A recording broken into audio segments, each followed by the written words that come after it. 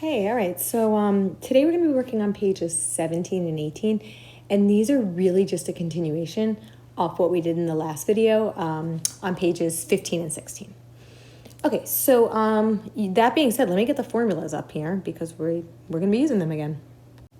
Okay, so let me just start off reading the question. It says the times of average monthly sunrise, as shown in the accompanying diagram over the course of a 12-month interval, can be modeled by the equation, this right here. All right, they want us to determine the values of A, B, and D and just justify so we could show work as to how we arrived at our values. Okay, so if you remember, the A represents our amplitude, right? The B represents the frequency. And then this value being added to the end of the equation here represents our vertical shift. So in this case, we don't have a horizontal shift. We don't have to worry about that. All right, so that's good news because we have formulas right here, here, and here for those three things. All right, so let's start off finding A, the amplitude. All right, so if we use our formula, we know that amplitude is equal to max minus min divided by 2. All right, so let's look at our graph. So the maximum height, we could see right over here, is at 8. Okay, so the max is going to be 8. And then minus, the minimum is right down here at 5. And then 8 minus 5 is 3. And 3 over 2, I'm going to write that as 1.5. You could leave it as 3 over 2 if you want. That's up to you. All right, so let me just make an answer box because I like to map out, the final answers. All right, so A is equal to 1.5. So the amplitude is 1.5. All right, now the frequency. So I'm going to use my frequency formula. Frequency is equal to 2 pi over the period. And we know the period is how long it takes us to complete the cycle. Now, when you read the problem, they come right out and tell us that, they're graphing this over a 12-month interval. So this cosine curve, we're looking at it. They don't plot a point at 0. They're looking at the first month, the second month. But we're looking at a complete 12-month cycle of cosine. And it takes, like we said, 12 months to get there. So the period is going to be 12. So this would be 2 pi over 12. Okay, so, there's no pi in the denominator to cancel off with the pi in the numerator, so there will be a pi in our answer. And since 2 over 12 simplifies to 1 over 6, this is going to simplify to 1 pi over 6, which I'm just going to write as pi over 6. Okay, so just a note, when the x-axis is in terms of numbers, you will have a pi in your frequency. Whereas when your x-axis is in terms of pi, you will have your frequency just be a number. Okay, so anyway, the frequency B is equal to pi over 6. I'm going to put that in my answer box. Okay, and then finally, the D represents the vertical shift. So we know the formula for the vertical shift is the max minus the amp. Okay, so we talked about before, right, the max is equal to 8. Okay, it's at a height of 8. Now I'm on green. And then minus the amplitude we found right over here to be 1.5. And if we do 8 minus 1.5, that is going to be equal to 6.5. I'm going to switch back over to red just so all the answers are the same color, okay? So 6.5 would be the vertical shift. And it kind of makes sense because if we draw a dotted line at y equals 6.5, that would be the middle height of our curve. Okay, from this dotted line, we would go 1.5 units up to get to the maximum. And from this dotted line, we would go 1.5 units down to get to the minimum. And that's why the amplitude is 1.5. It's the height from this middle line. Okay, so let me move this up. And the rest of these that we're going to be doing today are really the same thing. So why don't you just hit pause and try number 30 on your own. Okay, so let's see. I wrote everything out here. So we know that amplitude's here, frequency's here, this is horizontal shift, and this is vertical shift. So the amplitude, if we look at our formula, the maximum, they actually label this point for you. It's at 15.8. So the maximum y value, the maximum height is 8. And then the minimum would be one of these two, where the y value is 2. Okay, so we're going to do max is 8 minus the min, which is 2, over 2. So it would be 6 over 2, which simplifies to 3. So our amplitude is 3. Okay, so the frequency is 2 pi over the period. So the period is the horizontal length of one complete cycle. Well, this is one complete cosine curve. It's actually, if you look at this, you can think about it like this. Isn't this just a negative cosine curve, right? A negative cosine curve starts low and ends low. So this is really just a negative cosine curve. Although they don't want us to look at it like that because they want us having a horizontal shift. So they want us to shift over so it starts high. But anyway, it takes 30 units to complete this cosine curve. So the period would be 30. And I just want to point out one other thing. Even if you did want to look at it as the high point of a cosine curve to the next high point, think about it. If it takes from 15 to 30, right? Isn't it 15 units to get from the high to the low? Wouldn't it take another 15 units to get back up high? So 15 plus 15 is 30. So either way, the period is 30. All right, so then 2 over 30 simplifies to 1 over 15. So this would be 1 pi over 15, which I'm going to write as pi over 15. And just to remind you, the frequency, whenever your x-axis is in terms of numbers like this, okay, your frequency is going to have a pi in it. All right, the horizontal shift. So since a cosine curve, we said starts high and ends high, we want to find the high point of the cosine curve, which is right here, this one that they labeled for us. So if we follow that down to the x-axis, which honestly you didn't have to in this case because they gave you that point, 15 right here, this would be our horizontal shift. So we start 15 units to the right. So that's our C. Okay, and then to find the D, the vertical shift is the max, which we said is 8, minus the amplitude, which we found to be 3. So the vertical shift is 5.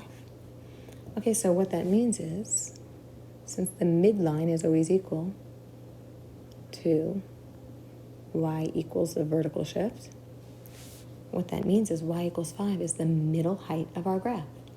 To get to the maximum point, we would have to go 3 units up. That's why the amplitude is 3, right? 1, 2, 3. And to get to the minimum, we would have to go from this dotted line 3 units down. So 1, 2, 3. Okay, that's why our amplitude is 3. Okay, so the 2 examples on this page are just multiple choice questions, but they're really doing the same thing. They're giving you a graph, and they're just asking you which equation matches up. So first of all, let's look through the answer choices here. Now, we have 2 cosine curves and 2 sine curves. All right, so let's think about this. If you look at these equations, none of these equations show a horizontal shift.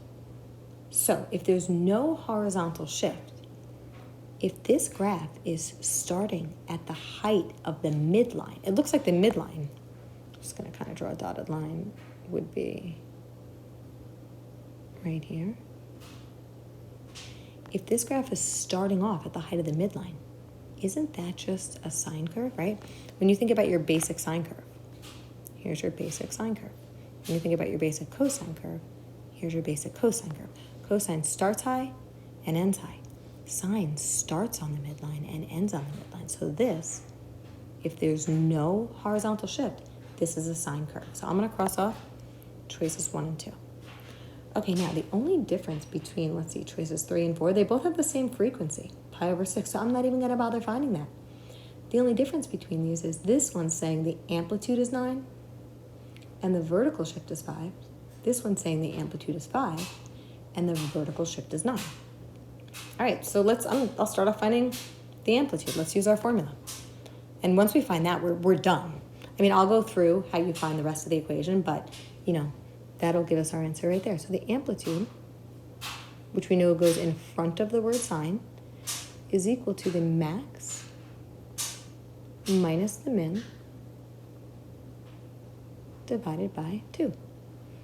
Okay, so the maximum, well, it looks like every box is jumping by 2. So this is 2, 4, 6, 8, 10, 12, 14. So the maximum is 14. And then minus, so the minimum, if I follow this over, would be a 4, right? 2, 4 over 2. So 14 minus 4 is 10, so it would be 10 over 2, which simplifies to 5. Let me just write this down. So the amplitude is 5. Now, isn't this where we put our amplitude? So choice 4, I mean, you don't even have to go any further. Choice 4 is the answer. But I know I always like to double check and make sure everything is good. Okay, now we know in our equation, this is the vertical shift. So if we use this formula, max minus amp, so vertical shift equals, you know, I'm not gonna be able to even fit this formula. Let's see, max minus amp. All right, I'm gonna squeeze it, there we go. So the maximum we said was 14, and the amplitude we just found to be 5, and 14 minus 5 is 9. So the vertical shift is 9. Okay, so choice 4 is the answer. If you want to take a minute and figure out why the frequency is pi over 6, you could totally do that. But since they all have the same frequency, we know this one has to be the answer. Okay, and the last one for the day is number 32. All right, so here we have, it says up here we have a cosine curve, and we could see that we do not have a horizontal shift again. So I could see that, right? Cosine starts high and then drops all the way low and then ends high. So this right here, from here to here, is one cosine curve. So they want us to find the values of A, B, and C. So if we look at this equation up here, okay, A is our amp, B is our frequency, and C is the vertical shift. We have no horizontal shift. So let's just use our formula. All right, I'm gonna start with the amp. So the amp is equal to the max minus min over 2. All right, so the maximum is at a height of 5, and the minimum is down here at 1. And 5 minus 1 is 4, and 4 divided by 2 is 2. All right, so our amplitude, A, is equal to 2. All right, so if we look at our answer choices, so we can automatically rule off choice 3 and choice 4. Okay, that says A equals 4. That's not the case. Okay, so then next, let's find B, the frequency. So we know, I'll do this over here, the frequency is equal to 2 pi over the period. Okay, so 2 pi over, well, the period, well, we said before this from here to here is 1 cosine curve. So it takes pi over 3 units to get there. So pi over 3 is the period. All right, so for period, let's plug in pi over 3.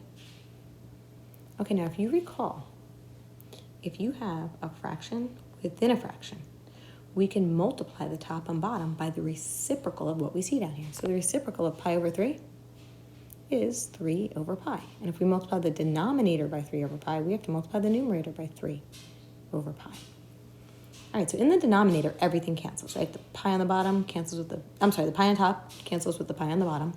The 3 on top cancels with the 3 on bottom. So what we're left with is 2 pi times 3 over pi. Okay, so the 2 pi I brought over, and the 3 over pi I brought over. Now, since this is a fraction, I can make this into a fraction by putting it over 1. And let's just multiply across. Well, the pi on top cancels with the pi on bottom, and 2 times 3 is 6. So our frequency, right, B, has to equal 6, which is what choice 1 says. But I'm just going to double check and make sure that C, that the vertical shift is 3. All right, so let's use our formula here. Vertical shift, I'm all over the place here. Vertical shift equals max minus amp. All right, so the maximum is 5. And the amplitude, we found all the way over here, remember, is 2. And 5 minus 2 is equal to 3. Okay, so that worked out.